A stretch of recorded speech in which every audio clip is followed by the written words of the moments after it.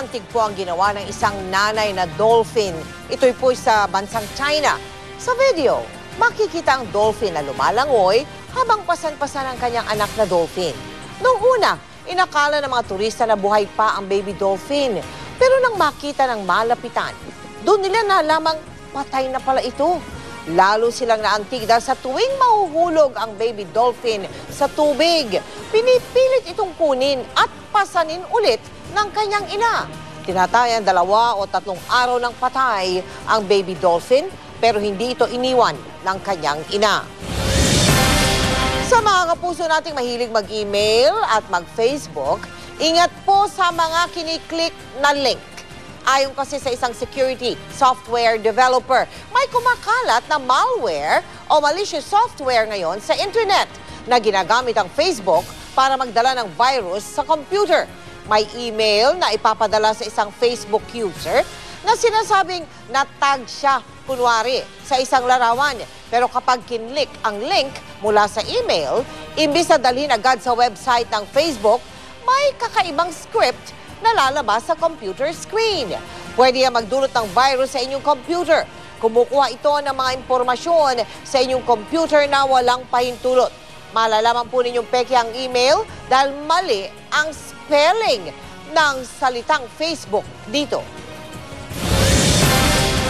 Sinampahan na ng reklamong katiwalian at pagpandarambong ang ilang dating opisyal ng Philippine Amusement and Gaming Corporation o PAGCOR na sangkot umano sa kontrata ng pagkamahal-mahal na kape sa ilalim nito.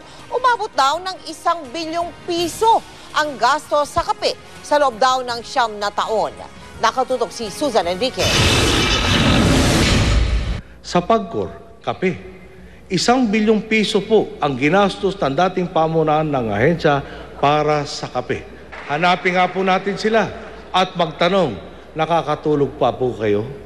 Halos 1 taon na matapos ibunyag ng Pangulong Aquino ang umunoy overpriced coffee. Sinampahan na ng reklamong plunder at grab sa ombudsman ang mga umunoy nasa likod nito. Kasama sina dating PAGCOR Chairman Efraim Genuino, dating President Rafael Francisco, dating Senior Vice President Rene Figueroa at ang supplier may-ari ng promo labels na si Carlota Christy Manalotan. Sa 25 pahinang reklamo, nakasaad na mula 2001 hanggang 2010, pumasok sa isang concession agreement ang 4 para sa pagbebenta at pagbili ng kape. Umabot daw sa 1 bilyong piso ang ginastos ng PAGCOR. Hindi naman po ito mga cases na final na basta-basta final lang. Matagal na po itong pinag-aaralan, nagkataon lang po ngayon na i-file. Ngayon, pag hindi natin na-i-file ngayon, sasabihin nila, bakit ang bagal-bagal nyo, hindi nyo pa na-file itong mga kasong to. So, no-win kami. So, natapos ngayon, we file ngayon. Itinanggi rin niya may kinalaman ng nalalapit na sona ng Pangulo sa ginawa nilang pagharap ng reklamo. Sa katunayan nga raw, ito na ang panlimang reklamong naisampa nila sa ilang dating opisyal ng PAGCOR kabilang si Genuino. I don't think so that this will be used as SONA because again, this is already our 5th case that we filed. There are so many things that he could report to the nation. Kasalukuyan pa po namin kinukuha ang panig ni Genuino at ng iba pang respondent sa kaso. Sa statement naman na ipinadala ng may-ari ng promo labels na si Carlota Christy Manalotan, tanggap daw nila ang pagsasampa ng reklamo sa ombudsman. Naniniwala raw silang sa korte ay mas mabibigyan sila ng oportunidad na ipakita ang ebidensya at patunayan ang kanilang pagiging inosente matapos siraan sa publiko. Susan Enriquez, Nakatutok, 24 Oras. Isang hinihinalang iligal na pasugalan ang sinalakay ng mga otoridad sa lungsod ng Cebu. Sa Ilocos Norte naman, arestado ang isang lalaki matapos umanong mapatay ang sarili niyang ama. Nakatutok si Marisol Abduraman. Matindi raw ang pagsisisi ni Jojo Sujo matapos niyang mapatay ang sarili niyang ama kagabi sa Marcos, Ilocos Norte. Ayon sa mga pulis, nagiinuman daw ang suspect at ang 65 anyos niyang tatay na si Pacifico Sujo. Pinalo itong suspect, gumanti naman itong suspect, yun na tinamaan sa ulo yung biktima na siya yung kinamatay. Nakakulong ng suspect at kakasuhan ng parricide.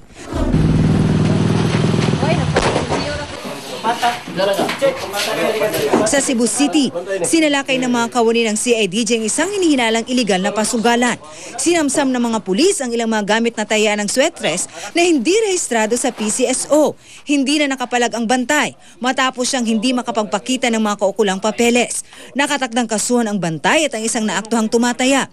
Inaalam pa kung sino ang may-ari ng iligal na patayaan. Sa Iloilo naman, idinaan sa pagpapalifa ng fire lanterns at pagtitirik ng mga kandila ang pagdadalamhati sa sinapit ng estudyante ng UP Visayas na si Elisa Marie Alanjo. Namatay si Elisa Marie at ang driver ng kanyang sinasakyang tricycle matapos mabangga ng isang truck noong Biyernes. Nadamay rin sa aksidente ang 5 pang sakay ng tricycle. Marisol Abduraman, Nakatutok, 24 Oras. Si Mel Tiangco, ang inyong kapusong totoo.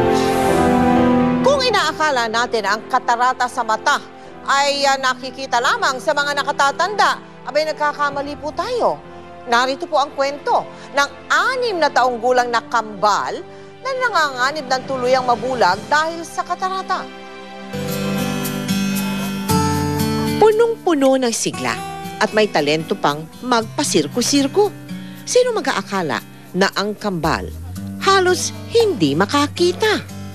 Nakilala namin sina Sita at Lina sa liblib na barangay ng Tabuk sa Kalinga. Halos walang pagkakaiba ang kanilang mukha. Magkapareho pati boses at pagkilos. Pero pati sa iniindang karamdaman, magkakambal sina Sita at Lina. Ang kanilang mga mata, parehong may katarata.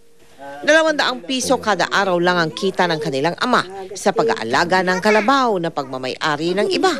Kaya kahit kapapanganak pa lamang, nagsisikap din ang kanilang inang si Belinda sa pagtatanim ng mais at palay. Hindi naman ako magtrabaho, wala akong papakain sa mga bata. Kasi nandito na lahat sa akin.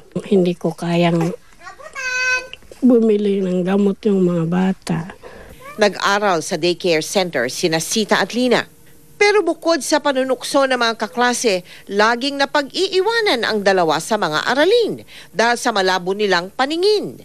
Kaya nagpasya si Belinda na huwag na muna silang papasukin. Ay, hindi ko naman gustong ganyan yung mga anak ko. Yung problema ko, yung mag-aral sila, hindi na masyado makita yung sulat yung teacher.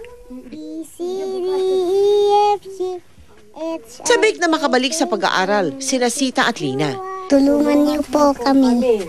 Kaya nagpasya ang GMA Kapuso Foundation na dali ng kambal sa Maynila para subukang hanapan ng paraan ang kanilang lumalalang katarata sa mata. According sa history nila, pagkapanganak pa lang sa kanila, 1 buwan pa lang, napansin nila ng tatay nila na may puti sila sa mata. May katarata po sila pareho. So wala po sila masyado nakikita. Ang importante po kailangan gawin natin dyan is alisin po yung nakabara na katarata. Ang tanging pag-asa ni Sita at Lina ay operasyon para hindi tuluyang mabulag. Ayon pa po kay Dr. Lawrence Tino ng Eye Referral Center, kung naipagamot lamang sana daw agad ang katarata ni Sita at Lina, napigilan sana ang paglubha nito. Pero hindi pa naman po huli ang lahat. Sa mga nais po magbigay ng tulong kina Sita at Lina, maaari po kayo magsadya sa aming tanggapan o magdeposito sa aming mga bank account o sa anumang sangay ng Cebuana Luwilier. Maaari din po mag-log on sa www.kapusofoundation.com. Samantala, kung kayo po ay may edad 18 hanggang 65, timbang na 100 pounds o 50 kilograms, hindi high blood o anemic, inaanyayahan po namin kayo sa ika-9 ng Agosto, araw po yan ng Huwebes, sa ating taunang Bloodletting Project. Kasama ninyo ang inyong mga kaibigan, mga kaklase, mga katrabaho, at ang lahat ng pamilya.